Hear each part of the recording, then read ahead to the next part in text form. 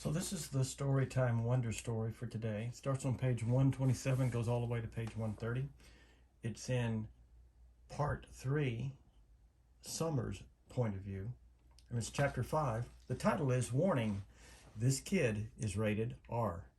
I had warned Mom about August's face. I had described what he looked like. I did this because I know she's not always so good at faking her feelings. And August was coming over for the first time today. I even sent her a text at work to remind her about it. But I could tell from the expression on her face when she came home after work that I hadn't prepared her enough. She was shocked when she came through the door and saw his face for the first time. "Hi, Mom, this is Augie. Can he stay for dinner?" I asked quickly. It took a second for my question to even register. "Hi, Augie," she said. Of course, sweetheart, if it's okay with Augie's mother." While Augie called his mother on his cell phone, I whispered to Mom, "Stop making that weirded out face." She had that look like when she's watching the news and some horrific event has happened. She nodded quickly, like she hadn't realized she was making a face, and was really nice and normal to Augie afterward. After a while, Augie and I got tired of working on our projects and went to hang out in the living room. Augie was looking at the pictures on the mantle, and he saw a picture of me and Daddy. "Is that your dad?" he said. "Yeah." "I didn't know you were," what's the word? "Biracial." "Right, that's the word." "Yeah." He looked at the pictures again. "Are your parents divorced? I've never seen him at drop-off or anything." "Oh, no," I said. "He was a platoon sergeant. He died a few years ago." "Whoa, I didn't know that." "Yeah," I nodded, handing him a picture of my dad in his uniform. "Wow, look at all those medals." "Yeah, he was pretty awesome." "Wow, Summer, I'm sorry." "Yeah, it sucks. I really miss him a lot." "Yeah, wow," he nodded, handing me back the picture. "Have you ever known anyone who died?" I asked.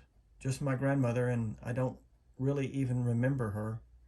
"That's too bad." Augie nodded. "You ever wonder what happens to people when they die?" I asked. He shrugged. "Not really. I guess they go to heaven. That's where my grands went." "I think about it a lot," I said. "I think when people die, their souls go to heaven, but just for a little while. Like that's where they see their old friends and stuff and kind of catch up on old times. But then I actually think the souls start thinking about their lives on earth, like if they were good or bad or whatever, and then they get born again as brand new babies in the world." "Why would they want to do that?" "Because then they get another chance to get it right," I answered. "Their souls get a chance to have a do-over." He thought about what I was saying and then nodded. "Kind of like when you get a makeup test," he said. "Right.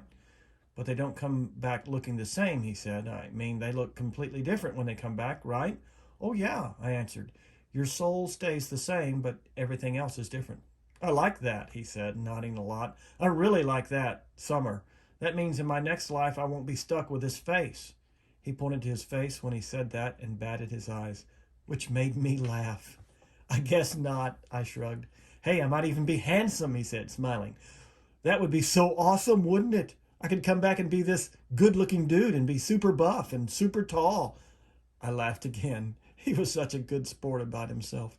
That's one of the things I like most about Augie. "Hey, Augie, can I ask you a question?" "Yeah," he said, like he knew exactly what I wanted to ask. I hesitated. I've been wanting to ask him this for a while, but I've always lost the guts to ask. "What?" he said. "You want to know what's wrong with my face?" "Yeah, I guess, if it's okay for me to ask." He shrugged. I was so relieved that he didn't seem mad or sad. "Yeah, it's no big deal," he said casually. "The main thing I have is this thing called mandibulofacial which took me forever to learn how to pronounce, by the way.